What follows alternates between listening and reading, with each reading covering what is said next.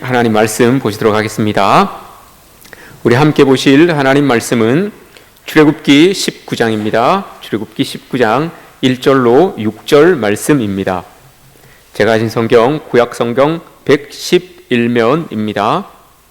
출애굽기 19장 1절로 6절 말씀입니다. 우리 함께 한 목소리로 합독하시겠습니다. 함께 봉독합니다. 이스라엘 자손이 애굽 땅을 떠난 지 3개월이 되던 날 그들이 시내 광야에 이르니라. 그들이 르비딤을 떠나 시내 광야에 이르러 그 광야에 장막을 치되 이스라엘이 거기 산 앞에 장막을 치니라. 모세가 하나님 앞에 올라가니 여호와께서 산에서 그를 불러 말씀하시되 너는 이같이 야곱의 집에 말하고 이스라엘 자손들에게 말하라. 내가 애굽 사람에게 어떻게 행하였음과 내가 어떻게 독수리 날개로 너희를 업어 내게로 인도하였음을 너희가 보았느니라. 세계가 다 내게 속하였나니 너희가 내 말을 잘 듣고 내 언약을 지키면 너희는 모든 민족 중에서 내 소유가 되겠고 너희가 내게 대하여 제사장 나라가 되며 거룩한 백성이 되리라. 너는 이 말을 이스라엘 자손에게 전할지니라. 아멘. 오늘도 주의 성산을 찾으신 여러분들과 또 온라인으로 예배를 드리시는 우리 모든 성도님들에게 하나님의 축복이 임하시기를 주님의 이름으로 축복합니다. 이스라엘 백성들이 광야 길을 걷기 시작하였습니다. 하나님께서 인도하셔서 출애굽을 시키시고 이제 광야로 들이시고 가나안 땅을 향하여 하나님께서 약속하신 그 땅을 향하여 걷게 하기 시작하셨습니다. 오늘 본문 말씀을 보시면 이스라엘 백성들이 광야를 걷기 시작한 지 3개월이 지났다라고 이렇게 이야기를 합니다. 그래서 도착한 곳이 시내산, 시내 광야에 있는 시내산에 서게 되었습니다. 이들은 이미 석 달을 지나면서 광야에서 하나님의 많은 은혜를 경험하였습니다. 우리 지도를 한번 보여드릴까요? 지금 이스라엘 백성들이 여기에 와 있습니다. 이스라엘에서 출발하여서 라암셋 숫곳을 떠나서 계속 눌러주십시오. 에담을 지나서 저기가 수르 광야입니다. 수르 광야에서 들어와서 마라라고 하는 곳에 조금 있다가요 마라라고 하는 곳에 도착했는데 저기에서 쓴 물이 변하여서 단물이 되죠. 물이 없습니다라고 불평할 때에 마라라고 하는 저곳에서 쓴 물이 변하여서 단물이 되는 그런 은혜를 경험하였습니다. 또 지나서 신광야에 이르게 됩니다. 저곳에서는 먹을 것이 없어서 불평하였을 때 만나를 내려주셔서 하나님의 은혜를 또 맛보게 되는 그런 은혜의 장소가 저곳입니다. 또 좀 지나면 르비딤이라고 하는 곳이 있죠. 시내산 바로 곁에 르비딤이라고 하는 곳이 있습니다. 저곳에서 하나님께서 저들을 인도하여 내셔서 반석에서 탁 물을 내는 그런 은혜를 또 경험하게 됩니다. 그리고 저곳에서 아말렉과 전쟁을 하게 되죠. 그래서 모세가 손을 들고 있으면 이스라엘 백성들이 이기고 손이 내려가면 지게 되는 그런 은혜의 또 경험이 있었던 곳이 바로 르비딤입니다. 그리고 저곳을 떠나서 도착한 곳이 시내 광야, 지금 초록색으로 되어 있는 저곳이 시내 광야에 속해 있는 시내산이라고 하는 곳입니다. 저곳에 이스라엘 백성들이 딱 머무르게 되어 있습니다. 저전에 벌써 저들은 르비딤에서 여호와 니시 승리의 하나님을 경험하였기 때문에 시내산까지 오는 데에 있어서는 아무런 이 마음에 부담이 없었을 것입니다. 그래서 이제 시내산에 딱 도착했습니다. 3개월이 지난 때입니다. 이제 이스라엘 백성들이 들어가야 되는 곳은 여러분 저기 우측 상단에 있는 가나안이라고 하는 곳입니다. 위치상으로 봤을 때 애굽에서 나와서 시내산이라고 하는 곳이 딱 중앙에 있죠. 위치상으로 봤을 때 위치상으로 딱 중앙에 있는 것을 보게 됩니다. 그런데 저기까지 온 기간은 석 달밖에 안 되고 저 시내산에서부터 이제 가나안 땅까지 들어가는데 거의 38년을 사용하게 됩니다. 거리상으로는 반인데 기간은 이 석 달과 38년이라고 하는 그 거리가 그 시간이 차이가 나게 되는 것이죠. 왜 여러분 그런 일들이 일어나게 되었습니까? 하나님 인도하신 대로 따라갔으면 저 시내 광야에서부터 가나안 땅까지 길어봐야 석 달 안에 들어갈 수가 있었을 텐데 그 거리가 38년으로 그 기간이 38년으로 늘어나게 되는 것을 우리가 성경을 통하여서 또 보게 되죠. 예, 이제 지워주셔도 됩니다. 자, 이렇게 신의 광야에서 하나님께서는 이스라엘 백성들을 그 광야에 잘 머무르게 하시고 모세를 신의 산으로 불러 올리십니다. 오늘 말씀을 우리가 잘 읽어보시면 모세가 신의 광야, 신의 산에 올라갔다가 하나님께 말씀을 듣고 또 내려가서 이스라엘 백성들에게 막 이야기를 합니다.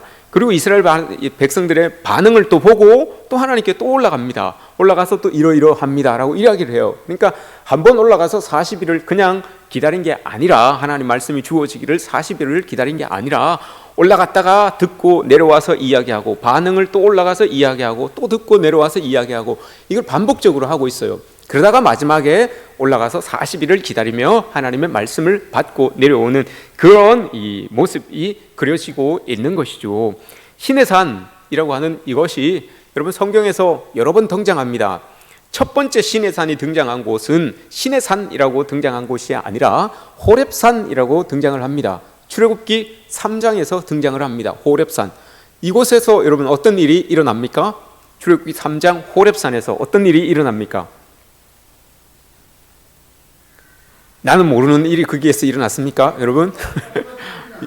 예, 모세를 부르시죠. 모세를 가시떨기에 불붙은 그 가시떨기를 보여주며 모세를 부르시죠. 모세를 부르셔서 하나님의 선지자로, 하나님의 목자로 이제 세우시는, 그래서 이스라엘의 지도자로 세우셔서 이스라엘 백성들을 출애굽시키는 일을 모세에게 딱 감당을 시키시는 일이 그곳에서 일어납니다. 주님께서 나타나셔서 모세를 만나 주신 곳, 그곳이 호렙산, 신의 산이라고 이렇게 이야기를 합니다. 호렙산을 우리가 이야기할 때 하나님의 산이라고 부릅니다.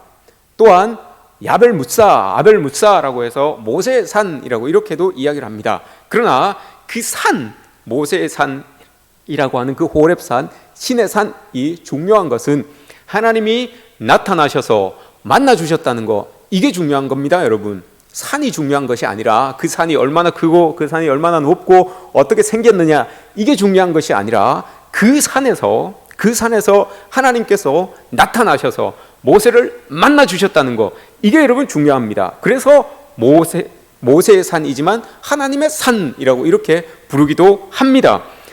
잘 보십시오, 여러분. 그 하나님께서 우리를 만나 주시고 우리를 불러 주셨던 그 산, 신의 산이라고 하는 그 산, 호렙산이라고 하는 그 산, 그게 여러분 어디에 있습니까? 신의 광야에 있습니다, 여러분. 광야에 있어요. 이게 중요한 겁니다. 광야에 있어요. 하나님이 우리를 만나 주시고 우리를 불러 주셨던 그 산, 신의 산이 여러분 광야에 있다는 거예요. 광야도 그냥 광야의 초입에 있는 것이 아니라 반 정도 들어왔어요. 반 정도 들어와 있는, 이제는 돌아가려고 해도 돌아가는 엄두도 잘 안 나는 그만큼 들어와 있는, 인생의 반 정도 들어와 있을 때 그 신의 산이 떡 그 안에 버티고 있다는 거, 하나님이 우리를 부르시고 만나주시는 그 신의 산이 그곳에 버티고 있다는 것을 여러분 우리가 기억해야 됩니다. 우리가 인생을 이렇게 살아가면서 우리 인생을 광야에다 빗대어 이야기할 때가 참 많습니다. 어려움을 겪고 힘든 일을 겪고 할 때에 우리가 광야를 지난다라고 이렇게 말할 때가 참 많지요. 근데 우리는 그 광야를 깊숙이 들어가는 것을 꺼려합니다. 그 힘든 일들이, 어려운 일들이 우리에게 많이 일어나고 고된 일들이, 이런 어려운 상황들이 우리에게 많이 주어지는 것을 꺼려해요. 광야로 깊숙이 들어가는 것을 여러분 꺼려합니다. 그러나 하나님께서는 여러분 광야의 언저리에서 끝을 내시는 분이 아닙니다. 적어도 중간까지 들어가셔서 우리를 만나주시고 그곳에서 우리를 불러주시고 하나님의 역사를 경험하게 하신다는 것, 여러분 우리가 기억했으면 좋겠습니다. 여러분들이 광야의 길을 걷고 계신 분들이 있을 수 있습니다. 광야의 길을 걷는 데만 그치지 마시고 그곳에서 나를 부르시고 나를 만나주시는 하나님을 찾으시고 또 그 장소이신 신의 산을 만나시기를 주님의 이름으로 축복합니다. 광야를 그냥 걷는 것에서 그치면 여러분 아무것도 아닙니다. 그 광야를 지나며 하나님의 은혜를 만끽해야 되고요, 신의 산을 발견할 수 있어야 되는 거예요. 나를 불러주시고 나를 만나주시고 나를 사용하시기 위하여서 나를 택해 주시는 그 장소인 신의 산을 우리가 만나야 되는 거죠. 우리는 직감적으로 광야에는 하나님이 계시지 않는 것처럼 그렇게 생각합니다. 내가 어려울 때, 우리가 힘들 때, 여러분 슬픈 일을 겪을 때, 아픔을 겪을 때 질문이 뭡니까 여러분? 도대체 하나님 어디 계십니까? 요나 선지자가 이야기한 것처럼 우리 하나님은 도대체 어디 계십니까? 도대체 어디 계셔서 나의 이 어려움에 하나님 동참하지 않으십니까? 라고 이렇게 이야기를 할 때가 많습니다. 직감적으로 우리는 느껴요. 하나님이 내 이 광야길에는 하나님 안 계시는 것 같다라고 이렇게 느끼지요. 사실은 여러분 그 광야에서 하나님의 은혜를 만끽하기가 제일 좋은 곳이 광야예요. 하나님의 은혜가 정말 아무런 그런 그름장치 없이 우리에게 떨어질 수 있는 그 장소가 바로 이 광야라고 하는 것이라는 것을 우리는 기억해야 됩니다. 메마른 땅에서 아무것도 없는 그곳에서 여러분 물을 탁 터뜨리시는 분이 그 하나님 아닙니까? 아무 먹을 것도 없는 그곳에서 만나를 내리시고 메추라기를 내리시는 분이 하나님 아닙니까? 그렇게 여러분 하나님의 은혜를 보기가 정확하게 보는 곳이 여러분 광야예요. 이런 광야에 하나님께서 우리를 두셨고 그곳에서 우리와 함께하고 계신다는 거, 그럼 이게 오히려 그곳에서 하나님의 임재를 더욱더 우리가 가득하게 느낄 수 있는 곳이 광야라고 하는 곳입니다. 여기서 우리는 말씀하시는 그 하나님을 만나야 됩니다. 우리 은혜를 부어주시는 그 장소인 광야에서 하나님을 만나야 되는 거죠. 시내산이 여러분 히브리어로 뜻을 풀이하면 가시덩굴이 가득한 땅이라고 이렇게 이야기를 합니다. 그곳에서 여러분 하나님이 모세를 불러 올리셨어요. 그곳에서 모세를 만나 주셨어요. 가시덩굴이 많은 곳, 가시덩굴이 풍부한 그런 곳, 우리 인생 살다 보면 여러분 가시덩굴이 참 많아요. 그런 가시로 인해서 찔리고 또 베이고 아파서 상처를 입어요. 눈물을 흘릴 때가 참 많습니다. 그곳에 여러분 하나님이 모세를 불러 올리셨어요. 그리고 그곳에서 모세를 만나 주셨어요. 우리 삶에도 여러분 이런 모습들이 있어진다는 것 아니겠습니까? 우리 아파하고 힘들어하는 그곳에 하나님이 딱 자정하고 계시고 우리를 그곳에서 만나 주시기로 약속하셔서 그 아픔이 있는 그 장소가 우리에겐 신의 산입니다. 슬픔이 있고 눈물이 있는 그곳이 여러분 우리에게는 호렙산이 되는 겁니다. 그것을 호렙산으로 알고 신의 산으로 알고 우리가 나아갈 때에 하나님의 은혜를 만끽할 수 있는, 주님의 도우심을 느낄 수 있는 그런 우리의 삶이 될 줄 믿습니다. 광야를 여러분 미드바르라고 했습니다. 제가 이거 벌써 몇 번 이야기합니다. 미드바르라고 했지요. 말씀이라고 하는 곳이, 말씀이라고 하는 단어는 여러분 뭐라고 했습니까? 다바르라고 했습니다. 그죠? 미드바르, 광야지만 그 광야를 말씀으로 걸어갈 수 있다라고 해서 다바르라고 이렇게 이야기를 했죠. 근데 그 다바르라고 하는 말이 가지고 있는, 말씀이라고 하는 이 단어가 가지고 있는 뜻이 있습니다. 다바르라고 할 때 이런 표현을 씁니다. 제가 한번 읽어드리겠습니다. 목자가 광야에서 양들을 돌보며 이끄는 모든 행위, 즉 양을 부르는 목소리, 양을 향하여서 뿜는 그 눈빛, 양을 향하여서 양을 이렇게 어루만지고 있는 그 손짓, 양들을 위하여 취하는 일체의 행동이 말씀이다, 다바르다라고 이렇게 이야기를 합니다. 그러니 여러분 우리가 광야를 걸을 때 하나님께서 우리에게 들려주시는 그 음성도, 우리를 도우시는 그 손길도, 우리를 향하신 그 마음도, 모든 것들이 우리를 향하여서 베푸시는 그 은혜도, 이 모든 것들이 다 말씀이라고 하는 그 안에 다 포함되어 있다는 겁니다. 이 말씀을 주시기 위하여서 모세를 광야로 그 광야의 신의 산으로 불러 올리신 겁니다. 이게 없으면 광야를 살아갈 수 없다는 것을 보여주는 거죠. 이게 없으면 여러분 우리도 광야를 살아갈 수 없습니다. 하나님의 손짓, 하나님의 눈길, 하나님의 마음, 하나님의 은혜, 이것이 여러분 우리의 광야길에 없으면 무엇으로 살아가시겠습니까? 여러분 어떻게 살아가시겠습니까? 그것을 주시려고 하나님께서 모세를 광야 그 시내산으로 불러 올리신 겁니다. 이게 있어야지만 이스라엘 백성들도 이 광야를, 앞으로 살아가야 될 이 광야를 살아갈 수 있기 때문에 그런 것입니다. 이게 이스라엘 백성들의 삶의 기준이 되어 주는 것이죠. 지금까지도 이스라엘 백성들은 3개월 동안 하나님의 인도하심으로 이끌림을 받았습니다. 그런데 그 이끌림 속에서도 참 보면 이들에게 뭔가 기준이 필요했어요. 그 기준이 없으니 하나님의 은혜를 맛보면서도 자꾸 불평을 하는 거예요. 하나님의 그 은총들, 하나님의 손길들, 하나님의 눈길들을 경험하면서도 뭔가 이 이스라엘 백성들의 삶의 기준이 없으니 계속 불평을 하는 거예요. 원망을 하는 거예요. 그래서 하나님께서 다시 기준을 주겠다. 왜냐하면 이들이 지금까지 하나님 은혜 속에서 여기까지 와 있음에도 불구하고 에베네셀 하나님을 경험했음에도 불구하고 이들이 계속 원망하고 불평하는 이유는 기준이 달랐기 때문에 그래요. 이 이스라엘 백성들의 기준은 애굽이었어요. 지금까지 광야를 걸으면서 하나님 은혜를 겪으면서 살아오면서도 그 기준은 애굽이었어요. 그래서 애굽에서는 내가 원할 때, 비록 노예 생활이었지만 내가 원할 때 먹을 수 있었고, 내가 잘 때 잠을 잘 수 있었고, 내가 마시고 싶을 때 마시고 싶었던 그런 게 있었어요. 그런데 광야를 들어서니 먹고 싶을 때 못 먹는 거예요. 쉬고 싶을 때 못 쉬고, 자고 싶을 때 못 자고, 이렇게 되는 거예요. 내 뜻대로 육체의 안위에 있었기 때문에, 이들의 기준이 애굽에서 있었던 그 육체의 안위에 있었기 때문에 그게 안 주어질 때, 그게 조금이라도 침해가 이루어진다라고 할 때는 은혜가 있어도 여러분 불평하는 거예요. 원망하는 거예요. 그래서 안 되겠다. 이들에게 앞으로 광야의 날들이 많이 있는데 이것을 살아내기 위하여서 또 다른 기준이 필요하겠구나라고 해서 하나님께서 그 모세를 시내 산으로 불러 올려줘서 하나님의 말씀이라고 하는 그 기준을 새로 주신 겁니다. 그게 모세가 들고 내려오는 그 돌판이었던 것입니다. 이게 이제 이스라엘 백성들의 새로운 삶의 기준이 되는 거죠. 이제 이 기준은 여러분 절대 양보할 수 없는 거예요. 이 기준은 여러분 어떤 것으로도 이게 타협이 안 되는 거예요. 이건 협상이 되는 게 아닙니다. 이걸 가지고 이제 살아가야 되는 겁니다. 앞으로의 그 삶을. 그래서 우리가 한번 이렇게 우리의 삶을 이렇게 돌아볼 때, 과연 나도 이 기준을 하나님께 받은 사람인데 우리의 삶이 여러분 좀 어지럽고 복잡하고 좀 뭔가 어수선하다고 하면 이 기준을 여러분 다시 한번 잡으셔야 됩니다. 다시 한번 우리의 삶의 자리에 이렇게 다시 한번 세우셔야 됩니다.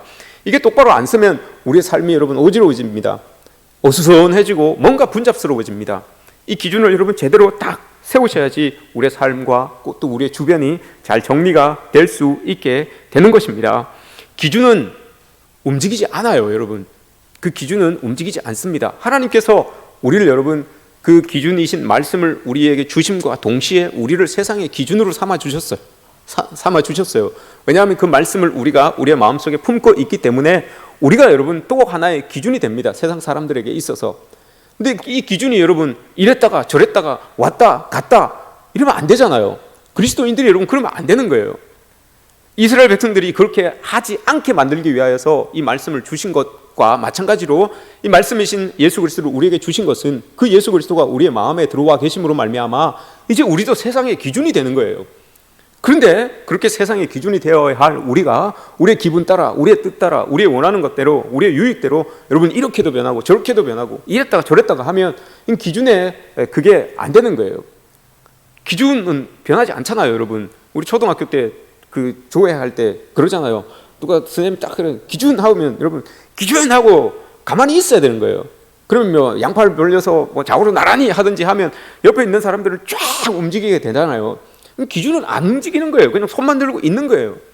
그리스도인들은 여러분 하나님의 말씀이 우리 속에 있기 때문에 어떤 세상의 것들로 인하여서 움직이는 사람들이 아닙니다. 막 그것 때문에 막 일희일비하고 이렇게 왔다가 저렇게 갔다가 이런 게 아니죠. 이게 그리스도인들의 모습입니다. 그리스도인들의 모습은 여러분 늘 이런 꾸준함, 이런 여러분 진득함이 있어야 되는 것 아니겠습니까? 여러분 모두가 다른 사람들의 기준이라는 것을 꼭 기억하시기 바랍니다. 마태복음에서 예수님께서 광야에서 이제 이 시험을 받으시죠. 마귀의 시험을 받게 됩니다. 그 마귀가 이걸 떡으로 돌을 주면서 떡을 만들어 보십시오라고 이렇게 이야기를 합니다. 그때 예수님께서 이 사람이 떡으로 사는 게 아니지요. 하나님의 입에서 나오는 모든 말씀으로 사는 것이지요 라고 이렇게 이야기를 합니다. 그 말씀이 신명기 8장의 말씀이에요. 신명기 8장의 말씀이 왜 주어지는가 하면 그겁니다. 신명기 8장도 이제 이스라엘 백성들이 요단강만 지나면 이제 가나안 땅이에요. 모압 평지에 다 이르러 있어요. 가나안 땅이 이제 저 강 너머에 보이는 거예요. 그러니 그 이스라엘 백성들에게 마지막으로 이야기하는 겁니다. 여러분들이 40년 동안 그 광야를 지났지만 하나님께서 여러분들을 먹이시고 입히셨지 않습니까? 그러나 말씀하시는 것은 그러나 우리가 그것으로 산 게 아니고 사람이 떡으로만 산 게 아니고 하나님의 입에서 나오는 그 말씀으로 살았다는 걸 기억하십시오. 떡 주신 분, 우리에게 물을 주시고 입혀주신 그분, 그분이 바로 하나님이라는 거, 그것을 주어서 우리가 그걸 먹어서 사는 것 같지만 그것을 주신 분이 하나님이라는 거, 그 하나님의 입에서 나오는 말씀으로 살 수 있다는 거, 이거 기억하십시오라고 하면서 마지막 여러분 그 강을 건너기 전에 이스라엘 백성들에게 강조하는 게 그 말씀이에요. 사람이 떡으로 사는 게 아닙니다. 하나님의 입에서 나오는 말씀으로 사는 겁니다 라고 이렇게 이야기를 해요. 그 말씀을 주시려고 지금 모세를 불렀다는 거 아닙니까? 모세를 여러분 시내산 위에 올리셨다는 거 아닙니까? 그 말씀을 주려고 이스라엘 백성들이 살아갈 수 있는 그 말씀을 주시려고 이 모세를 불러 올리셨습니다. 그 말씀이 이제 육신이 되어서 여러분 우리에게, 예수 그리스도로 우리에게 오신 것 아니겠습니까? 여러분 잘 생각해 보십시오. 광야를 지날 때 가장 필요한 게 목을 축여야 될 물이 아니고 배를 불려야 되는 여러분 떡이 아닙니다. 하나님의 말씀이라고 하는 거, 이게 채워져야지만 광야를 넉넉하게, 광야의 인생을 넉넉하게 이기며 살 줄 믿습니다. 기준을 여러분 제대로 잡지 못하고 광야를 이렇게 살아가면 하나님의 백성일지라도 여러분 은혜가 아닌 원망을 할 수 있고 불평을 할 수 있어요. 이스라엘 백성들처럼 기준을 제대로 못 잡으면 하나님의 백성일지라도 은혜를 이야기하지 못하고 불평이나 원망을 이야기할 수가 있습니다. 이게 여러분 오늘 모세가 말씀을 받게 되는 이유가 바로 이거예요. 우리가 광야를 지날 때에 여러분 오아시스를 만날 때가 있지요. 그 오아시스는 여러분 우리의 목표가 아니에요. 그냥 우리에게 위로를 줄 수는 있지만 그것도 떨쳐버리고 또 가야 돼요. 하나님께서 가라고 하신 그 길까지 가야 돼요.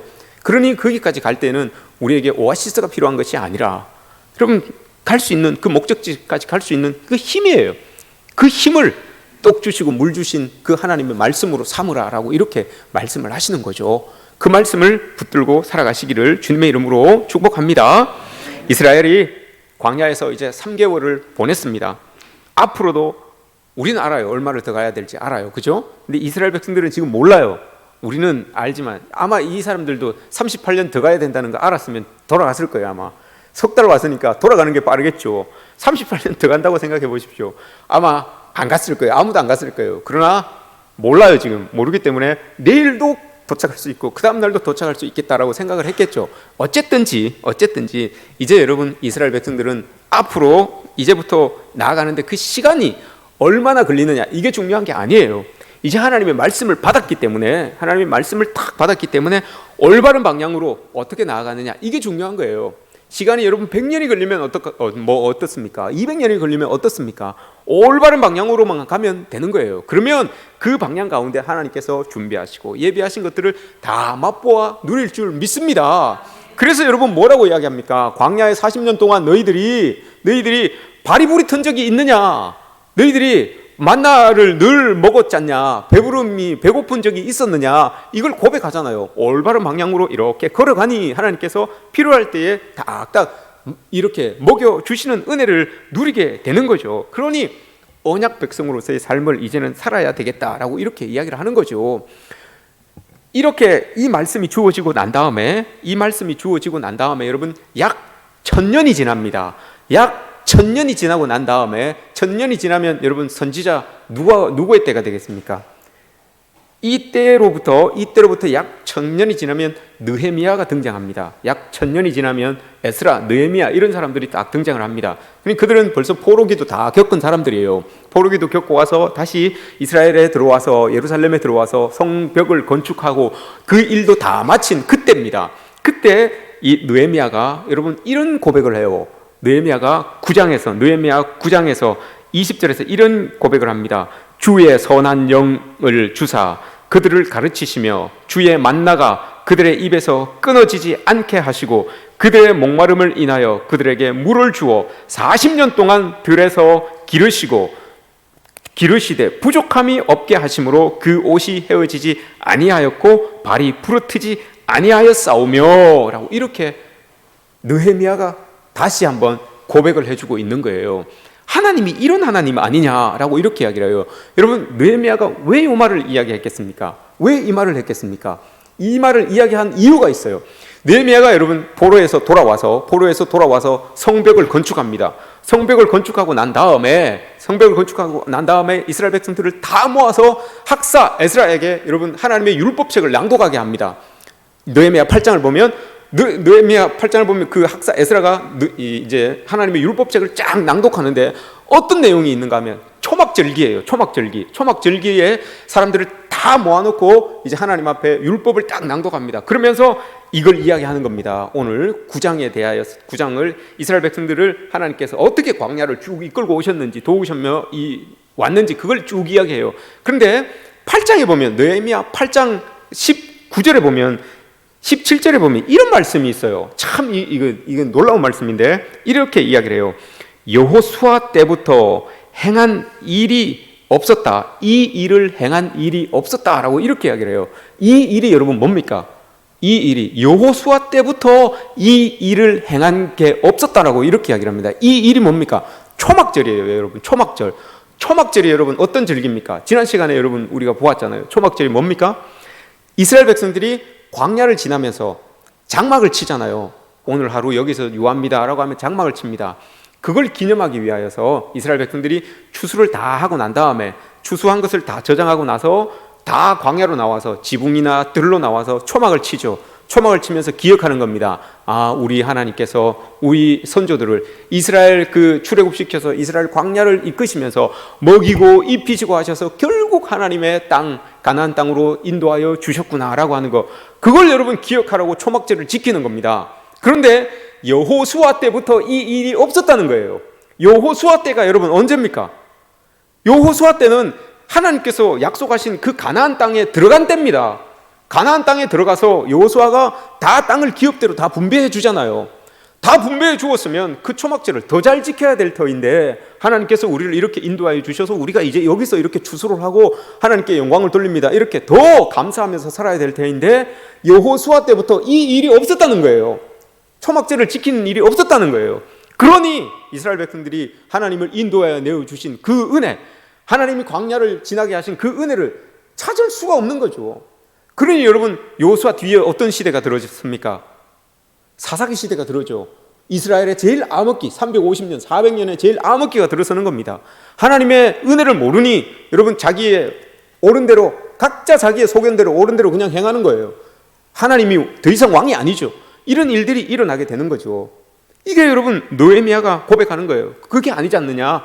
그때부터 초막절이 없었기 때문에 우리가 이런 일이 있었던 것 아니냐. 근데 느헤미야가 초막절로 다 모입니다. 절기를 모으면서 낭독을 합니다. 그러면서 낭독하는 부분이 이 부분이에요. 하나님께서 우리를 이렇게 인도하셨습니다. 애굽에서 이렇게 인도하셔서 광야를 이렇게 지내셔서 40년 동안 우리의 조상들을 이끄셨는데 발이 부러뜨지 아니하였고 배고파서 부족함을 느끼지 못할 때가 그때입니다. 그걸 기억하면서 이제 초막절을 지키는 거예요. 그 하나님께 우리가 감사합시다. 그 말씀대로 우리가 앞으로 살아가야 됩니다. 그때 주셨던 그 말씀 붙들고 우리가 다시 하나님의 백성으로 살아가야 됩니다. 이걸 여러분 이야기하는 것 아니겠습니까? 그래서 여러분 모세의 이 시내산 말씀이 이렇게 중요한 겁니다.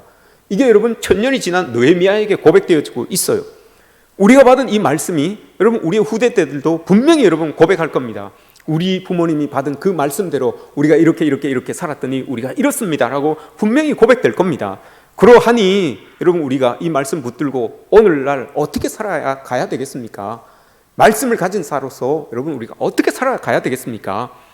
여러분들 스스로에게 이 질문을 던져봅니다. 하나님은 모세에게 이스라엘을 향하신 그 계획을 분명히 가지고 있었어요. 오늘 5절 6절 말씀에서 너희가 내 말을 잘 듣고 내 언약을 지키면 너희는 모든 민족 중에서 내 소유가 되겠고 너희가 내게 대하여 제사장 나라가 되고 거룩한 백성이 되리라 라고 이렇게 이야기를 하셨습니다. 이게 하나님께서 이스라엘 백성들에게 가지고 있었던 그런 계획이었어요. 하나님 나라가 되고 거룩한 백성이 되고 제사장 나라가 되는 거, 이게 하나님께서 이스라엘 백성들에게 가지고 있었던 그 계획이었어요. 제사장 나라가 제사장이 여러분 도대체 뭡니까? 하나님을 대신해서 중보하는 거예요. 축복을 빌어줄 수 있는 거예요. 이런 사람들이 될 수 있게끔 하나님께서는 계획을 하고 계셨다는 겁니다. 하나님이 여러분 아브라함을 창세기 12장에서 불러서 뭐라고 이야기합니까? 여러분 너는 복이 될지라, 너는 복의 근원이 될지라라고 이렇게 이야기를 해요. 이게 여러분 제사장의 권위예요. 이게 제사장 권위예요. 여러분들 모두가 다 하나님의 부르심을 받은 우리 모두가 다 여러분 이 제사장의 권위를 가지고 있어요. 축복해 줄 수 있고 복을 빌어줄 수 있는 그런 권위를 가지고 있는 게 여러분 우리예요. 그래서 모세에게, 이 아브라함에게 하나님 말씀하시잖아요. 너를 저주하는 자를 내가 저주하고 너를 축복하는 자를 내가 축복하겠다라고 이렇게 이야기하잖아요. 우리가 바로 이런 사람들입니다, 여러분. 이렇게 복된 은혜를 가지고 있는 사람들이 바로 우리예요. 여러분, 또한 하나님의 소유된 백성이라고 하는 것은 여러분 어떤 의미를 가지고 있습니까? 하나님이 책임지는 거예요. 우리의 삶을 하나님이 책임지는 거예요. 주님께서 우리를 소유하고 계시기 때문에 모든 책임이 하나님께 있는 겁니다. 그렇게 우리는 우리에게 주신 그 은혜를 흘려보내면서 그렇게 살면 되는 거예요. 그러면 그에 대한 모든 책임을 하나님께서 다 져주신다고 우리에게 이렇게 약속을 주신 분 아니겠습니까? 거룩한 백성이 되어야 된다. 이게 여러분 우리의 자아 정체성입니다. 거룩한 백성은 하나님께만 쓰는, 거룩하다라고 하는 말은 하나님께만 쓰는 단어예요. 그런데 우리가 하나님께 선택함을 받음으로 인하여서 우리도 하나님의 속성을 가진 거룩한 백성이 되는 겁니다. 이렇게 거룩한 백성이 된 우리들이 하나님의 가치를 가지고 하나님의 기준을 가지고 살아가게 되는 겁니다. 이게 여러분 거룩한 백성이에요. 하나님께서 모세를 통하여 이스라엘 백성들에게 가지고 계셨던 그 뜻, 이게 여러분 이겁니다. 하나님 나라, 제사장 나라, 거룩한 백성 되는 거, 이거예요. 근데 여러분 이게 베드로전서 2장 9절에서 이루어지죠. 오늘 말씀에서는 이게 미래형으로 이야기가 됩니다. 너희들 이렇게 하면 이렇게 될 것이다 라고 이렇게 이야기를 해요. 약속입니다. 근데 이게 베드로전서 2장 9절에서는 여러분 완료형으로 나타납니다. 너희는 거룩한 족속이요 왕같은 제사장이요 하나님 나라의 백성이다 라고 이렇게 딱 완료형으로 나옵니다. 그 완료형으로 나오는 이유가 뭐겠습니까? 베드로가 이야기하는 예수 그리스도의 십자가 부활을 인하여서 우리는 그런 사람으로 그 조건을 충족시킬 수 있는 사람이 되었다는 겁니다. 그래서 우리가 다 오늘 이 신명기에, 출애굽기에서 이야기하고 있었던 이 약속을 이룬 사람, 완성된 사람, 완성한 주인공이 된 겁니다. 예수 그리스도의 십자가 부활로 인하여서 우리는 이제 충족이 된 거예요. 그래서 오늘 이야기하는 그 약속의 주인공이 바로 우리라는 겁니다. 그러니 우리가 여러분 어떻게 살아야 되겠습니까? 이 땅에서 그 주인공으로 살아가야 되는 것 아니겠습니까? 엑스트라처럼 그렇게 여러분 삼류처럼 그렇게 살면 안 된다는 거죠. 우린 주인공이에요. 베드로는 이야기합니다. 우리가 예수 그리스도의 십자가로 인하여서 그리스도의 그 부활로 인하여서 우리는 이 약속의 주인공입니다. 그렇게 삽시다. 이렇게 여러분 베드로가 이야기하는 것 아니겠습니까? 여러분 이런 은혜를 여러분 우리가 누리면서 살아가야 될 것입니다. 어제입니까? 여러분 전혀 주인공답지 않은 모습을 가지고 있는 그리스도인이 하나 보도가 되었죠. 전혀 주인공답지 않은, 전혀 하나님 나라 같지 않고, 전혀 거룩한 백성 같지 않고, 전혀 제사장 같지 않은 그런 한 분이 매스컴에 딱 올랐습니다. 고기를 실컷 먹고 나오셔서 그렇게 전화를 했다고 하지요. 왜 내 옆에 늙은 사람을 앉히셔서 거리두기도 안 지키고 앉히셔서 나를 불쾌하게 했냐? 그러면서 고깃값을 환불해 달라라고 이렇게 이야기를 했다고 합니다. 그러면서 막 욕을 했다고 해요. 그분이 뭐 매스컴에는 보니 시인이기도 하고 간호조무사이기도 하고 결정적으로 목사입니다. 여자 목사인데 그랬다고 합니다. 그래서 그 주인께서 말씀하시기를 그분이 나가면서 그렇게 막 그렇게 욕을 했다고 해요. 막 욕을 하면서 그러면 나가면서 10,000원이라도 깎아줘야지. 막 옆에 그렇게 해서 내 뭐 기분도 나쁘고 뭐 방역 수칙도 안 지킨 것 같고 막 이렇게 이야기를 했대요. 그런데 뭐 그렇게 모니터를 보니 자기만 마스크 안 쓰고 있고 딴 사람들은 다 쓰고 있더라고요. 그렇게 여러분 참 그 만원 때문에 여러분 거룩한 백성으로서의 이미지를 그렇게 깎아야 되겠습니까? 시큰 그렇게 고기 잘 먹었으면 여러분 잘 먹었습니다 하고 그냥 인사하고 가면 될 것을 그러면 미리 그러면 좀 좌석을 좀 옮겨줬으면 좋겠습니다라고 그렇게 말씀을 하시든지 그때는 가만히 있다가 다 먹고 나서 집에 가서 여러분 본전 생각이 납니까? 이 참 댓글을 읽기가 겁납니다, 여러분. 댓글을 읽기가. 오늘 여러분들 한번 돌아가셔서 한번 경기도 어디 뭐 양주인가 파주인가 뭐 그게 한번 쳐보십시오. 나올 겁니다. 여러분 거룩한 백성으로서의 모습이 여러분 그것밖에 안 되겠습니까? 제사장 나라로서의 그런 모습이 하나님께서 여러분 예수 그리스도의 피로 값주고 사신 몸이 그 정도밖에 여러분 되지 않겠습니까? 하나님 나라 소유된 자들이 그 여러분 많은 때문에 그런 모습들이 참 보여줘서야 여러분 참 어떡하겠습니까? 그 댓글에 여러분 이런 말이 있더군요. 목사라서 가능한 일이다 라고 참 제가 낯을 못 들겠더라고요. 낯을. 참 부끄럽더라고요. 저도 막 욕을 하고 싶더라고요.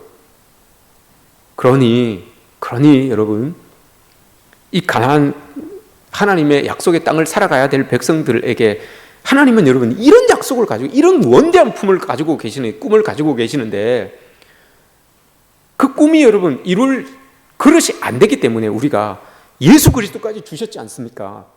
예수 그리스도까지 주셔서 우리를 그 안 되는 그릇을 그 그릇 만들어서 예수 그리스도로 인해서 그 그릇 만들어서 이 땅을 살아가게 만드시는데 아직까지도 여러분 잘 안 되는 그런 우리의 모습들이 여러분 있습니다. 이걸 참 우리가 통회하면서 하나님께 기도하며 이 모습대로 살아갈 수 있도록 우리가 더 말씀 붙들고 살아가야 되는 것 아니겠습니까?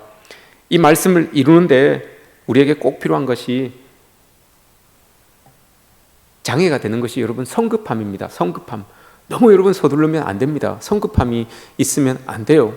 한번 보십시오. 여러분 이스라엘 백성들이 왜 망합니까? 이스라엘 백성들이 모세가 여러분 올라갔어요. 모세가 처음에는 올라가서 하나님 말씀 듣고 바로 내려와서 이야기해주고 또 듣고 올라가고 이 반복적으로 이루어졌어요. 3일 동안은 그렇게 됐었어요. 3일 동안은. 그런데 출애굽기 19장 보십시오. 16절 보시면 오늘 말씀 16절 셋째 날 아침에 우레와 번개와 빽빽한 구름이 산 위에 있고 나팔 소리가 매우 크게 들리니 진중에 있는 모든 백성이 다 떨더라. 여러분 이 백성들이 여호와의 소리로 인하여 여호와의 임재로 인하여서 이때 동안만 해도 여러분 존경함이 있었고 경외함이 있었습니다. 그래서 말씀의 소리로 인하여서 떨었어요. 떨다고 하는 것은 하나님을 향하여 경외를 표하다 이런 의미입니다. 하나님의 말씀이 우레를 통하여 들려지니 떨었어요. 그런데 여러분 작심삼일이 이 백성에도 있어요. 3일 지나고 나니까 궁금해지기 시작하는 거예요. 왜 모세는 왜 안 내려오는 거야? 왜 모세는 어떻게 된 거야? 40일 딱 되니까 여러분 만들기 시작하죠. 우상을 딱 만들기 시작합니다. 너무 성급한 거예요. 3일까지는 여러분 그들이 그래도 하나님 앞에 경외함을 가지고 있었어요. 3일까지는. 그러나 그 시간이 지나고 나니 점점 더 그 경외함이 없어지고 급기야 40일이 지나고 난 다음에는 금송아지를 만들게 되는 우상을 만들게 되는 그 일이 일어납니다.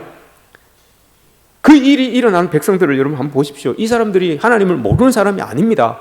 하나님의 은혜를 모르는 사람들이 아니에요. 하나님을 인정한 사람들이 아니에요. 그 금송아지를 만든 사람들이 여러분 누굽니까? 기다리지 못했던 사람이에요. 기다리지 못했던 사람. 하나님을 모르는 사람이 아니고 하나님을 인정하지 않은 사람이 아니고 기다리지 못했던 사람들이 여러분 우상을 만든 거예요. 우리가 여러분 이렇게 하나님의 은혜에 또 하나님의 임재하심에 너무 성급해하면 우리 뜻대로 우리 마음대로 뭔가를 만들려고 하는 그런 모습들이 우리에게도 있어질 수 있어요.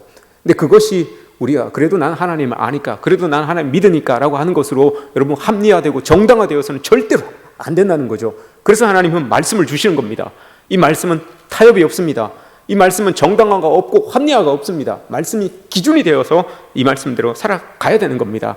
그래야지만 광야를 넉넉히 지나서 느헤미야가 1000년이 지난 시대에 느헤미야가 이야기하는 것처럼 그 말씀이 이스라엘 백성들을 그렇게 우리의 조상들을 이렇게 인도하여 내지 않았느냐라고 이렇게 이야기할 수가 있는 것이죠. 여러분 우리 인생 광야 같을 수 있습니다. 그러나 그곳에 분명 하나님을 만나고 하나님이 우리를 불러주시는 신의 산이 있다는 것을 믿습니다. 그 신의 산에서 여러분 하나님을 꼭 만나시고 그 하나님 부르심에 응답하셔서 하나님 주시는 그 말씀 붙들고 인생의 광야길을 끝까지 걸어갈 수 있는 저와 여러분들 되시기를 주님의 이름으로 축복합니다.